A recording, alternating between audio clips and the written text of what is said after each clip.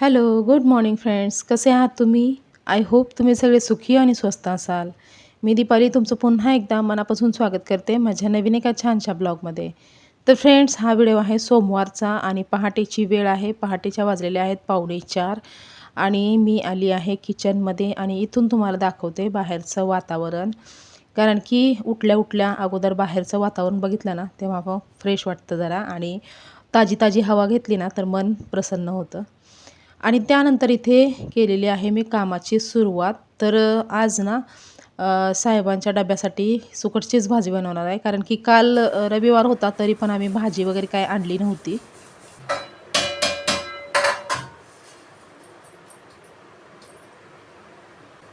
आणि ना आम्ही नेहमी जिथून भाजी घेतो ना ते दुकान बंद होतं. मग त्यानंतर मग साहेब बोलले की आपण आपल्या आसपासच्याच भाजीवाल्याकडून घेऊया भाजी म्हणून. पण तिथं आलो तर ना भाजी काहीच नव्हती. म्हणजे फक्त मेथी होती आणि पालक होती बस. आणि दुसरी काहीच भाजी नव्हती. त्यामुळं मग आम्ही काही भाजी वगैरे काही घेतली नाही. फक्त दुधी भोपळा घेतला तेवढा बी. कारण की म्हणजे आता साहेब तर खाणार नव्हते. पण मुलं आणि मी आम्ही म्हणजे तिघंजणं खाणार दुधी भोपळा. पण साहेबांना आवडत नाही. पण आता पर्याय नव्हता. दुसरी भाजी नव्हती त्यामुळे मग दुधी भोपळा घेतला. तर आता दुधी भोपळा ना नंतर मी सगळ्यांसाठी बनवणार आहे, तिघांसाठी पण. पण आता इथे साहेबांसाठी म्हणलं तर मग आता सुकटचीच भाजी बनवावी लागेल. तर आज मग संध्याकाळी येताना वगैरे घेऊन येतील ते भाज्या वगैरे. कारण की दुकान उघडलेलं असेल म्हणून.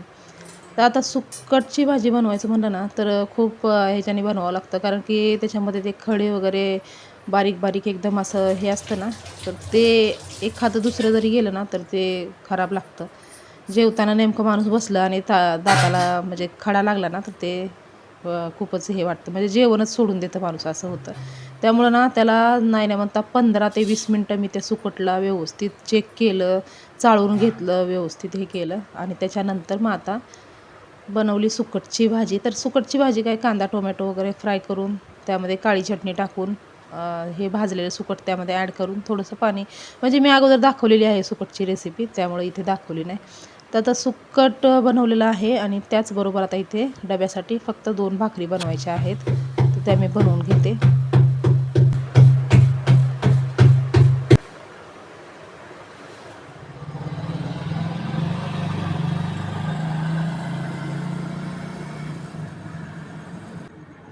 तर पहाटेचा शुकशुकाट आणि अधूनमधून लांबून येणारा ट्रेनचा आवाज हे खूप म्हणजे छान वाटतं. एकदम पॉझिटिव्ह वातावरण वाटतं सकाळी सकाळीचं. आणि थोडा वेळ मी इथे बाल्कनीमध्ये उभी राहिले, म्हणजे 5 ते 10 मिनटं मी उभी राहते. कारण की फ्रेश वातावरणामध्ये ना खूप चांगलं वाटतं. रात्रभर फॅनची हवा असते आणि दरवाजा उघडला बाल्कनीचा की एकदम फ्रेश ताजी ताजी हवा भेटते ना, त्यामुळं छान वाटतं म्हणून मी उभी राहते थोड्या वेळ बाहेर. आणि त्यानंतर ना मग मी बरीचशी कामं केली. तर पीठ मळून घेतलं चपात्याचं. त्यानंतर पोळपाट वगैरे हे ते सगळं धुवून घेतलं, किचन पुसून घेतलं, हे सगळं केलं. म्हणजे सकाळी पहाटे भाकरी बनवल्या होत्या ना, तर त्यामुळं किचन थोडंसं हे झालं होतं, खराब झालं होतं.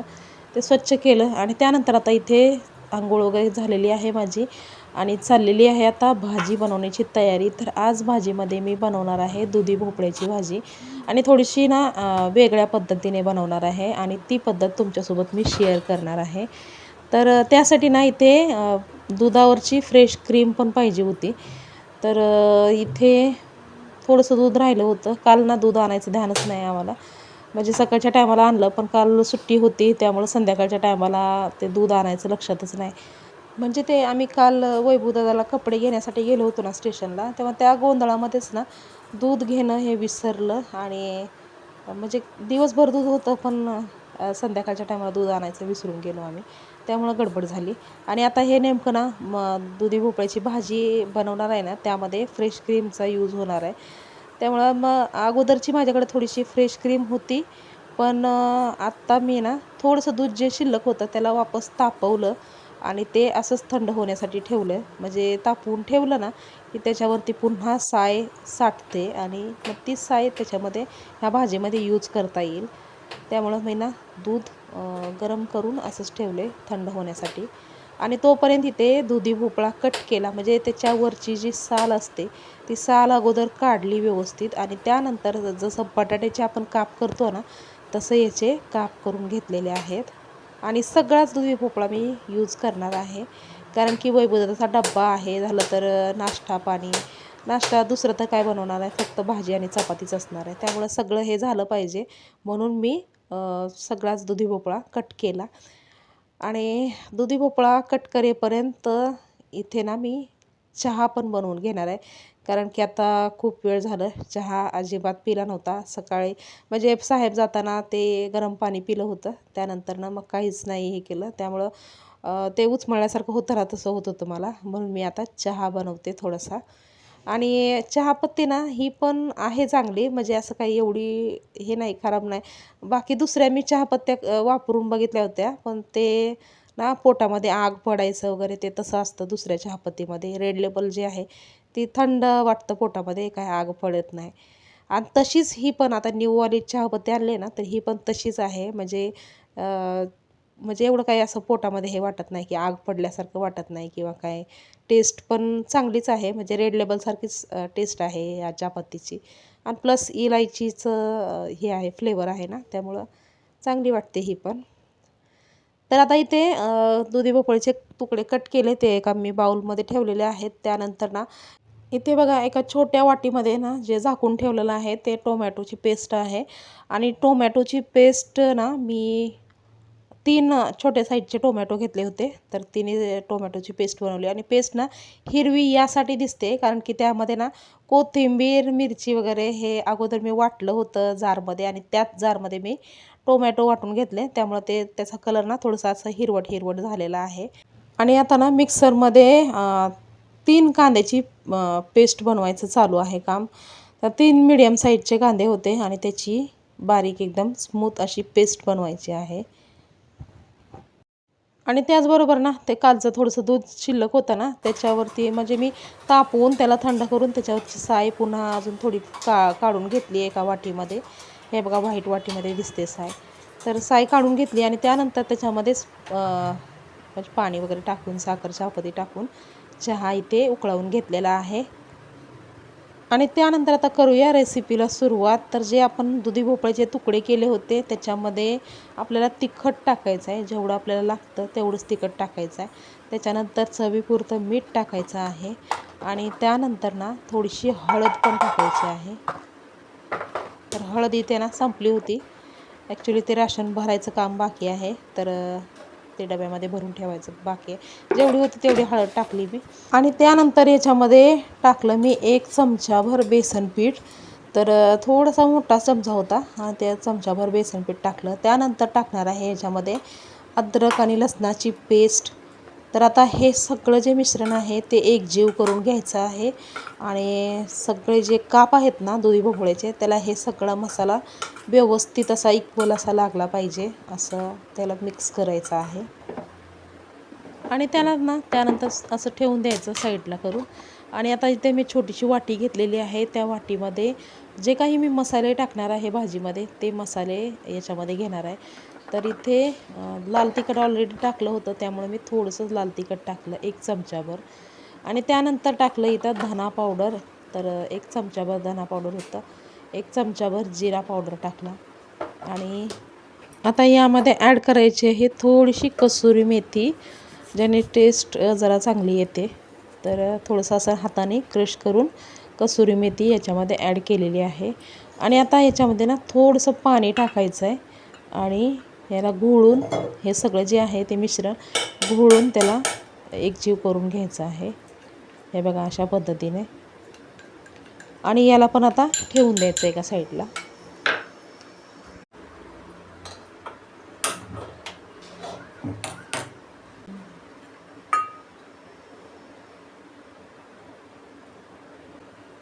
आणि इथे ना तेल थोडंसं मी ना रोजच्या भाजीपेक्षा थोडंसं जास्ती घेणार आहे, कारण की ना आता हे जे दुधी भोपळ्याचे तुकडे जे आपण मॅरिनेट करायला ठेवले होते ना, तर ते याच्यामध्ये फ्राय करायचे आहेत आपल्याला. त्यामुळं थोडंसं तेल जे आहे ते जास्ती घेतलेलं आहे.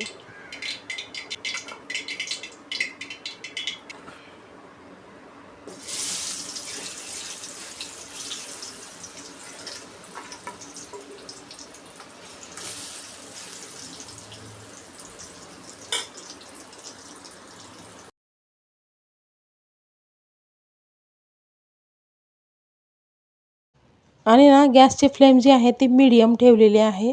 आणि आता मीडियम फ्लेमवरती आपण याला व्यवस्थित फ्राय करून घ्यायचं आहे. म्हणजे टाकल्या टाकल्या लगेच त्याला हलवायचं नाही. थोडं 1 मिनिटभरासाठी त्याला असंच सोडून द्यायचं आणि 1 मिनिट पूर्ण झाला की त्यानंतर मग त्याला थोडंसं हलवायचं.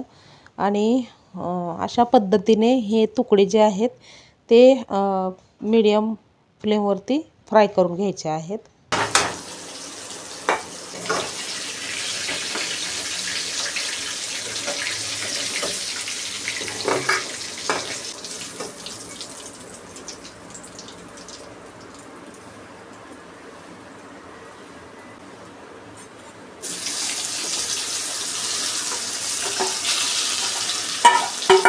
आणि आता टाकलेली आहे ही दुसरी बॅच. तर ना हे जे तुकडे आहेत ते तेलामध्ये टाकताना ना असं पसरवून टाकायचं, एकत्र असं टाकायचं नाही, पसरवून टाकायचं, जेणेकरून ना सगळे तुकडे जे आहेत ते तेलामध्ये व्यवस्थित असं फ्राय झाले पाहिजे.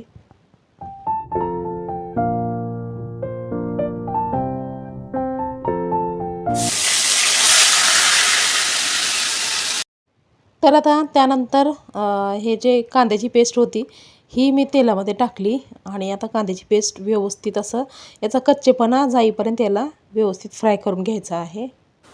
आणि त्यानंतर टाकायची आहे अद्रक लसणाची पेस्ट. तर याला पण हलकासं फ्राय करून घ्यायचं आहे. आणि त्यानंतर टाकायचं आहे टोमॅटोची पेस्ट. तर हे सगळं ना जेवढं आहे कांद्याची पेस्ट, टोमॅटोची पेस्ट आणि अद्रक लसणाची पेस्ट हे सगळं ना त्यांचा कच्चेपणा जाईपर्यंत त्यांना तेलामध्ये फ्राय करायचं आहे. आणि त्यानंतर आपण जे हे म्हणजे थोडेसे भिजवून ठेवलेले पावडरचे मसाले होते ना ते याच्यामध्ये ॲड करायचं आहे. आणि त्यानंतर याला व्यवस्थित असं मिक्स करायचं आहे. तर हलकंसं पाणी टाकते याच्यामध्ये, म्हणजे जे काही वाटीला लागलं होतं पावडरचे मसाले ते सगळे याच्यामध्ये ॲड झाले. आणि आता यांना ना व्यवस्थित असं फक्त 1 मिनिटभरासाठी फ्राय करून घ्यायचं आहे. आणि त्यानंतर याच्यामध्ये ॲड करायची आहे थोडीशी फ्रेश क्रीम. तर जेवढी झाली पॉसिबल तेवढी फ्रेश क्रीम इथे ॲड केली. एनी टाईम असं भरपूर क्रीम असते, पण आज नेमकं ही भाजी बनवायची होती आणि क्रीम जी आहे ती थोडीशी कमी आहे. 1 चमचाभरच फक्त इथे क्रीम निघाली. तुमच्याकडे असेल तर तुम्ही 2 ते 3 चमचे याच्यामध्ये क्रीम ॲड करू शकता. त्याच्याने ना म्हणजे भाजी जी आहे ना त्याचं पनीरची भाजी वगैरे जसं बनते ना तशी बनते टेस्टला. तर आता सगळं व्यवस्थित झालेलं आहे. तर याच्यामध्ये हे जे फ्राय केलेले भोपळ्याचे तुकडे आहेत ते मी ॲड केले. आणि ना हे भोपळ्याचे तुकडे जे आहेत ना ते नुसते खायला पण खूप छान लागतात. म्हणजे याच्यामध्ये ना बेसन झालं तर अद्रक लसणाची पेस्ट, हळद झालं तर लाल तिखट वगैरे हे सगळं लावून आपण फ्राय केलं होतं ना, त्यामुळं ते ना खूप छान लागतं. कुरकुरीत असे ते तुकडे होतात, खूप छान होतात. आणि आता हे तुकडे याच्यामध्ये मसाल्यामध्ये सगळं मिक्स करून घेतलं. आणि जेवढं काही पाणी आपल्याला टाकायचं असतं तेवढं इथे पाणी टाकायचं आहे आपण. तर आपल्याला ग्रेव्ही जेवढी पाहिजे ना तेवढंच फक्त पाणी टाकायचं आहे. म्हणजे जास्ती पाणी टाकलं ना तर ते एवढं नाही चांगलं लागणार. असं थोडंसं असं ग्रेव्ही असली ना तरच चांगलं लागतं.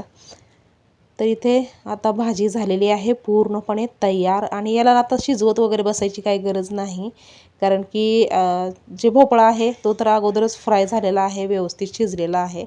त्यामुळे याला जास्त वेळ शिजवत बसायची गरज नाही. 1 मिनिटभरासाठी याला फक्त वाफ द्यायची आहे आणि त्यानंतर गॅस स्टोव्ह बंद करायचा आहे. आणि आता इथे वैभवदादा पण उठलेला आहे, तर त्याच्यासाठी अंघोळीला पाणी ठेवलेलं आहे आणि त्याचं चालू आहे ब्रश वगैरे करणं. तर इथे ना वैभवदादाचा डब्बा जो आहे तो वेळेवरती तयार झालेला आहे. म्हणजे ना मुलांचा डब्बा शाळेत जाण्यासाठी किंवा मिस्टरांचा डब्बा कामाला जाण्यासाठी वेळेवरती तयार करून देणं हेच आपलं खूप महत्त्वाचं काम असतं.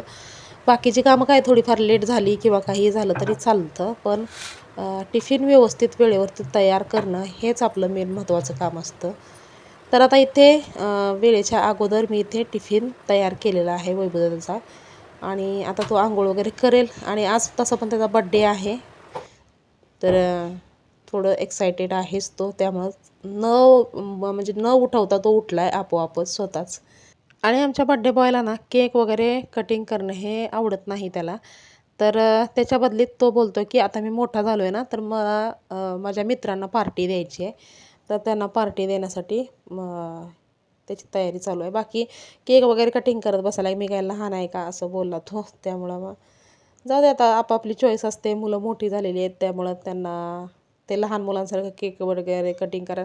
अन्नूताईला पण म्हणजे ती पण हे करत होती, पण तिने कसं तरी कटिंग केला होता केक. पण वैभवदादाचं मात्र ते तसं आहे की मी काय लहान आहे का चॉकलेट वाटायला किंवा केक कटिंग करायला. तर माझे जेवढे मित्र आहेत त्यांना फक्त पार्टी द्यायची आहे. असा होणार आहे त्याचा बड्डे. तर सकाळची सुरुवात आहे ती जी असते ना ती पॉझिटिव्हरित्या झालेली पाहिजे. म्हणजे बड्डेचा जो दिवस आहे तो आपल्यासाठी खूप आनंददायी दिवस असतो. कारण की त्या दिवशी आपला जन्म झालेला असतो, त्यामुळं आपण म्हणजे एक वर्षातून एक दिवस येतो त्यामुळं खूप आनंदी असतो आपण. आणि तो दिवस पॉझिटिव्हरित्या सुरुवात व्हावा त्यासाठी ना अन्नूताईने आज एक प्रण घेतलेला आहे की काहीही झालं तर मी वैभूला जोरात ओरडणार नाही, असं ती बोलली. म्हणजे एनी टाईम तर ना बहीण भावामध्ये ना जरा पण पटत नाही. थोडंसं कोणी काय कोणाचं कंपॉस घेतलं, कोणी कोणाचं काय रबर घेतलं, कोणी कोणाचं काय हे घेतलं, माझं हे घेतलं, माझं ते घेतलं, असं त्यांचं चालू असतं. सतत त्यांची किटकिट चालू असते. पण आज मात्र ती अजिबात त्याला ओरडणार नाही असं बोलली सकाळी सकाळी ती. त्यामुळं आता बघावं लागेल दिवसभर तिचं कसं चालतं कसं राहते. तर आता इथे बोलत बोलत सगळ्या चपात्या बनवून झालेल्या आहेत.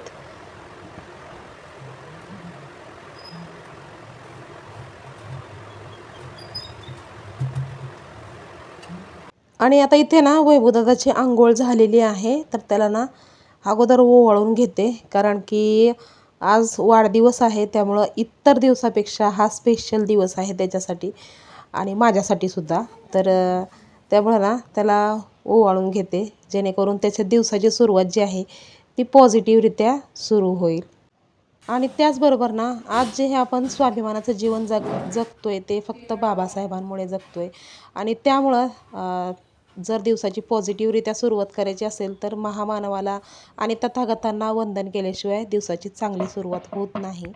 त्यामुळं इथे वैभवदादांनी डॉक्टर बाबासाहेब आंबेडकरांना आणि महाकारुणी तथागत भगवान गौतम बुद्धांना अगोदर वंदन केलं आणि त्यानंतर आता इथे चालू झालेला आहे वैभवदादाचा नाश्ता. त्यांना कधी-कधी असं मनात आलं ना तर मी माझ्या दोन्ही पण मुलांना माझ्या हाताने चारत असते आणि म्हणजे तुम्ही बोलणार की ते काही लहान मुलं आहेत का त्यांना हाताने चारायला वगैरे. पण ना शेवटी आपापली खुशी असते. मला ना माझ्या हाताने माझ्या मुलांना चारलं ना तर खूप वेगळाच आनंद वाटतो मला स्वतःला. त्यामुळं आज ना माझं मन केलं त्याला स्वतःच्या हाताने चारायचं. तर त्यामुळं मी ते त्याला नाश्ता वगैरे सगळं चारला. आणि अन्नूताईची मात्र अंघोळ झाली नव्हती अजून, त्यामुळं ती बसली होती साईडला ब्रश करत. तर तुम्हाला ना आज एक आवर्जून सांगावंसं वाटतं की जेव्हा आपण एका बाळाला जन्म देतो ना तेव्हा आपलं जीवन जे आहे ते पूर्ण आपल्या बाळासाठी झालेलं असतं. म्हणजे आपलं जगणं मरणं सगळं आपल्या बाळासाठीच असतं. त्यामुळं ना म्हणजे तुम्हीच विचार करा ना, हिरकणीने एवढा भयंकर गड उतरला होता तिच्या बाळासाठी. म्हणजे एक आई आपल्या लेकरासाठी काहीही करू शकते. भलं ती प्रॉपर्टी नाही देऊ शकत, भलं फायनान्शियलरित्या लेकराला सपोर्ट नाही करू शकत. आजकालच्या आया तर ते पण करतात. पण तरीसुद्धा ना आईची माया थोडीशी वेगळीच असते. तर आता इथे वैभवदादा तयार होऊन निघाला शाळेमध्ये आणि व्हिडिओ पण ना खूप लांब झालेला आहे, त्यामुळं हा व्हिडिओ जो आहे तो मी इथेच थांबवते. तर तुम्हाला हा व्हिडिओ कसा वाटला हे कमेंट करून सांगायला विसरू नका. व्हिडिओ आवडला असेल तर लाईक करा, शेअर करा आणि चॅनलवर जर नवीन असाल तर चॅनलला सबस्क्राईब करायला विसरू नका. तर पुन्हा लवकरच भेटूया नवीन एका छानशा ब्लॉगमध्ये. तोपर्यंत स्वस्त राहा आणि मस्त राहा. बाय.